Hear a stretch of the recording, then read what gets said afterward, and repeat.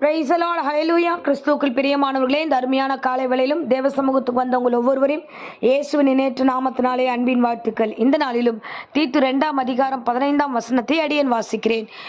ஒருவனும் உன்னை அசட்டை பண்ண இடம் கொடாதிருப்பாயாக. ஆமேன், ஹல்லேலூயா. பாருங்க, இந்த வேளையில கூட பவுல் விதமாய் தீத்துக்கு சொல்லுகிறார். ஆலோசனையாய் தீத்து ஒரு ஊழியக்காரனாய் அவனை ஆசீர்வதிக்கும் பொழுது அவனை பார்த்து ஒரு ஆலோசனை கொடுக்குறார். அப்பா, நீ எப்படி இருக்கணும் தெரியுமா? ஒருவரும் உன்னை அசட்டை பண்ண இடம் கொடுக்காத. உன்னை குறித்து ஒருவரும் தவறுதலா பேசக்கூடாது. அந்த மாதிரி அசட்டை பண்ணாதபடிக்கு எல்லாவற்றிலையும் எப்படி இருக்கணும்னா சாட்சியா வாழணும் அப்படின்னு அவர் இவ்விதமாய் வசனத்துல சொல்லுகிறார். ஆமென், ஹல்லேலூயா. நீங்க பாத்தீங்கன்னா, நீயும் எல்லாவற்றிலையும் எப்படி இருக்கணும் அப்படின்னா நற்கிரியைகளுக்கு மாதிரியாக நல்ல விஷயங்கள் எல்லாரும் செய்றாங்க, அவங்களுக்கு மாதிரியா நீயும் நல்ல காரியங்களை ஈடுபடுகிற பிள்ளையா இருக்கணும். அது மாத்திரம் இல்லாம மேல் வசனம் 12 வசனம் இவ்விதமாய் சொல்லுகிறது. அவபக்தி உள்ளவர்களுக்கு மத்தியில பக்தி உள்ளவனாக லௌகீக இச்சைகளை வெறுத்து தெளிந்த புத்தியும் நீதியும் தேவ பக்தியும் உள்ளவனாய் உலகத்துல ஜீவனம் பண்ணணும். சோ அப்போ ஆண்டவர் எவ்வளவு தெளிவா பவுல் மூலமா இந்த வேளையில பேசுகிறார் பாருங்களேன். நாம எப்படி இருக்கணும், நம்மளோடு சுத்தி இருக்கிற ஜனங்களுக்கு முன்னாடி அப்படின்னா அவபக்தியா இருக்கக்கூடாது, கடவுள் மேல நம்பிக்கை இல்லாம பேசக்கூடாது. யார் நம்மளை சுத்தி இருந்தாலும் இது நடக்குமா நடக்காதுன்னா நடக்காது அப்படின்ற வார்த்தைகளோடு கூட நம்ம பேசக்கூடாது. நீங்க பேசாதீங்க. நீங்க எப்படி பேசணும்? லௌகீக இந்த பாவங்கள் எல்லாம் வெறுத்து தெளிந்த புத்தியோட பக்தி உள்ள வார்த்தைகளை நீங்க பேசணும் இந்த உலகத்துல. அப்படி நீங்க பேசினாதான் சுத்தி இருக்கிறவங்க முன்னாடி நீங்க அசட்டை பண்ணப்பட மாட்டீங்க.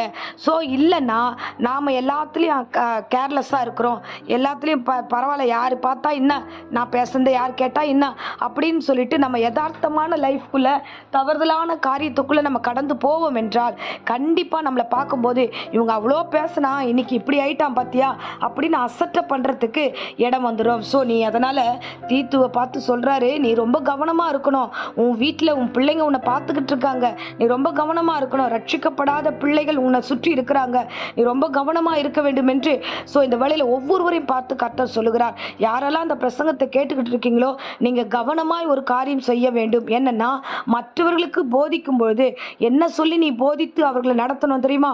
இயேசு கிறிஸ்து உனக்காக சிலுவையில தொங்கினார், உனக்காக அவர் மறுபடியும் உயிர் தெழுந்தார், உனக்காக மறுபடியும் வருவார் என்ற ஒரு சத்தியத்தை சொல்லி அவங்கள கிறிஸ்துக்குள்ள நடத்தும் போது சகல காரியத்திலும் கடிந்து கொண்டு சகலவற்றிலும் போதித்து அவர்களை நீ நடத்தணும் அப்படின்னு இவ்விதமாய் அவர் வசனம் சொல்லுகிறார். மற்றவங்க கிட்ட நீ எப்படி நடந்துக்கணும்னா என்ன செய்யணும் என்ன செய்யக்கூடாது போதித்து கிறிஸ்து எதுக்காக வந்தார் என்ற ஒரு அறிவின் காரியத்தை வெளிப்படுத்தி நீ போதித்து நடத்தணும். அதே மாதிரி உன்னையும் நீ சாட்சியா காப்பாத்திக்கணும். ஆமென், ஹல்லேலூயா. இன்னைக்கு நம்ம அநேகருக்கு முன்பதாக சாட்சியா வாழ்வதும் முயற்சி பண்றதில்ல.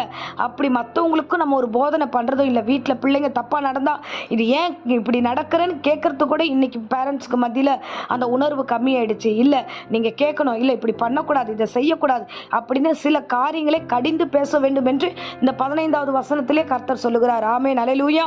இதே மாதிரி தான் தீத்துக்கு சொன்ன மாதிரியே தீமோத்தேயுக்கும் பவுல் ஒரு ஆலோசனை கொடுத்து அனுப்புவார். என்ன தெரியுமா? சமயம் வாய்த்தாலும் வாய்க்காவிட்டாலும் ஜாக்கிரதையாய் திருவசனத்தை பிரசங்கிக்கணும். அது மட்டும் இல்லாமல் நீடிய பொறுமையோடு சாந்தத்தோடு உபதேசித்து மற்றவர்களுக்கு முன்பதாக நீ புத்தி சொல்லும் பொழுது கடிந்து கொண்டு புத்தி சொல்லும்போது ஞானமாய் நடந்து கொள்ள வேண்டும். ஆமென், ஹல்லேலூயா. ஸோ எல்லோரும் நம்மளை பார்த்து கொண்டு இருக்கிறாங்க. எடுத்தவங்க எல்லாரும் யாரையும் நம்ம திட்டிட முடியாது, எடுத்தவங்களுக்கு முன்னாடி நம்ம எல்லாத்தையும் பேசிட முடியாது. அவங்க என்ன சொல்றாங்கன்னா, சத்தியத்துல நீதியில நீ நட, நீங்க உண்மையா இருங்க, நீங்க பயபக்தியா இருங்க, பரிசுத்தமா இருங்க, யாரும் உங்களை கிண்டல் பண்ணாதபடிக்கு ஜபத்திலையும் வேதத்திலையும் பரிசுத்தத்திலையும் நீ பர்ஃபெக்டா நடந்துட்டு அதுக்கப்புறம் மற்றவங்களை அதே சத்தியத்துக்குள்ள கொண்டு வாங்க, கடிந்து கொண்டு நடந்துங்க. அப்பதான் உங்களுக்கு முன்னாடி நீங்க நடக்கிறீங்க, நீங்க சொன்னா அவங்க கேட்பாங்க.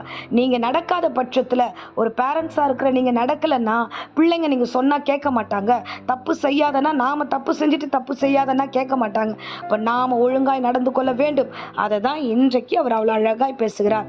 ஸோ நீயும் என்ன பண்ணணும் அப்படின்னா, உன்னை அசட்டை பண்ண இடம் கொடுக்காதே.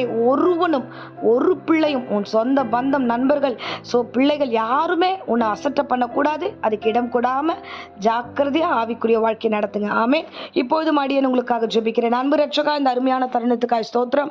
இந்த பிரசங்கத்தை கேட்ட ஒவ்வொரு பிள்ளைகளையும் ஆசீர்வதிப்பீராக.